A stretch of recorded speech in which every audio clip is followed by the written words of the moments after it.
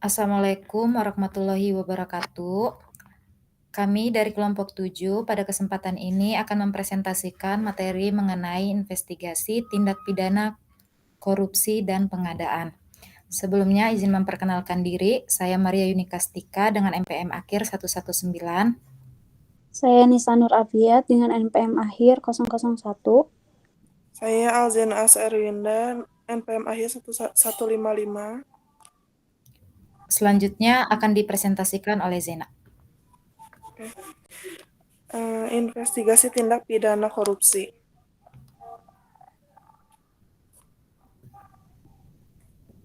Pengertian investigasi tindak pidana korupsi. Investigasi tindak pidana korupsi adalah proses sistematis dan terstruktur untuk mengumpulkan, menganalisis, dan mengevaluasi bukti yang terkait dengan dugaan tindak pidana korupsi.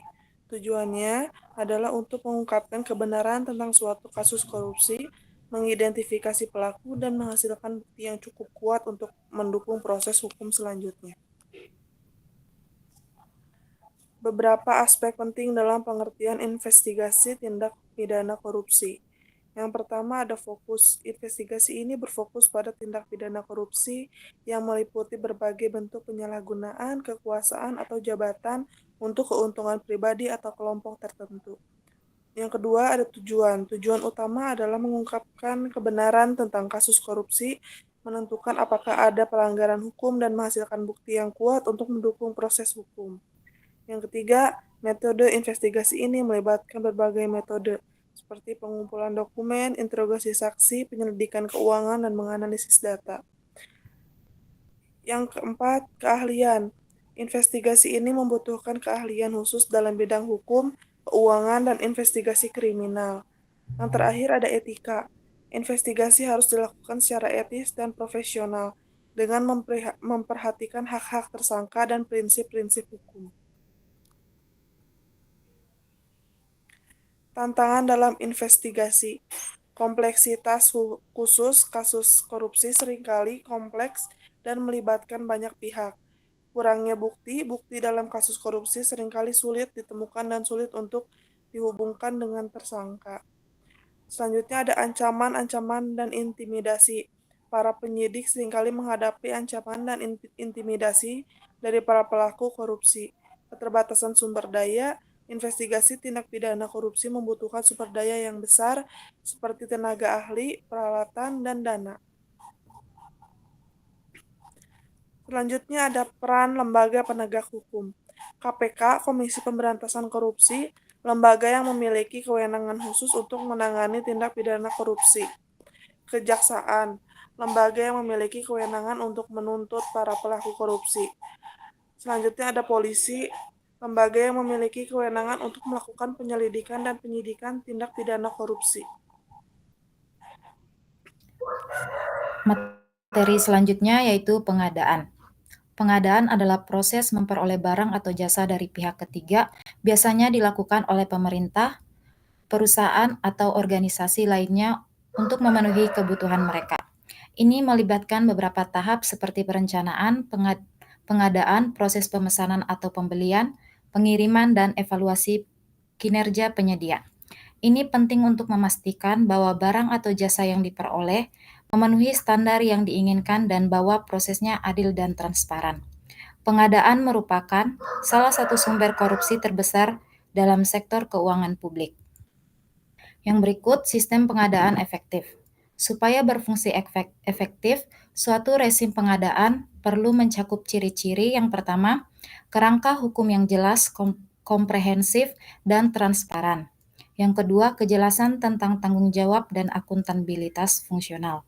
Yang ketiga, suatu organisasi yang bertanggung jawab untuk kebijakan pengadaan dan pengawasan penerapan tepat dari kebijakan tersebut. Yang keempat, suatu mekanisme penegakan. Yang kelima, staf pengadaan yang terlatih baik. Yang berikut, faktor penyebab kerangka akuntabilitas untuk pengadaan gagal. Kerangka akuntabilitas untuk pengadaan publik di Indonesia cacat dalam beberapa hal. Yang pertama, kerangka hukum cacat. Yang kedua, insentif terdistorsi. Yang ketiga, pengadaan dilakukan di balik pintu tertutup. Yang keempat, pengauditan lemah. Selanjutnya di sini ada investigasi pengadaan. Cara-cara investigasi ditetapkan dalam pengadaan yang menggunakan sistem tender atau wawancara secara terbuka. Dalam sistem ini terdapat 3 tahapan besar. Yang pertama ada tahap pra-tender, yang kedua tahap penawaran dan negosiasi, yang ketiga tahap pelaksanaan dan penyelesaian administrasi. Yang pertama ada tahap pra-tender. Tahapannya yang pertama itu pemahaman perencanaan, selanjutnya pengumuman mengenai niat perusahaan mengenai pembuatan kontrak pengadaan barang dan jasa, selanjutnya menyusun spesifikasi, dan yang terakhir penentuan mengenai kriteria pemenang.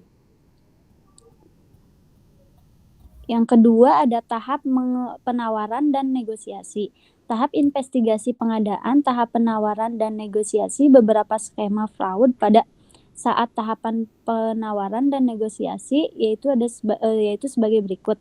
Yang pertama ada permainan yang berkenaan dengan pemasukan dokumen penawaran. Yang kedua ada permainan yang berkenaan dengan manipulasi dalam proses persaingan terbuka. Yang ketiga ada tender arisan atau bid rotation. Yang keempat ada menghalang-halangi penyampaian dokumen penawaran. Yang kelima menyampaikan dokumen penawaran pura-pura yang berisi harga yang relatif lebih tinggi atau persyaratan yang sudah pasti akan mengalahkannya. Yang keenam, memasukkan dokumen penawaran hantu. Yang ketujuh, permainan harga. Yang terakhir ada tahap penyelesaian dan administrasi. Tahap investigasi pengadaan, tahap pelaksanaan dan penyelesaian administrasi.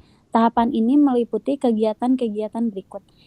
Yang pertama ada perubahan dalam order pembelian. Yang kedua ada review yang tepat waktu atas bagian pekerjaan yang sudah selesai dikerjakan dan untuk bagian mana kontraktor berhak menerima pembayaran. Sekian presentasi dari kelompok kami. Wassalamualaikum warahmatullahi wabarakatuh.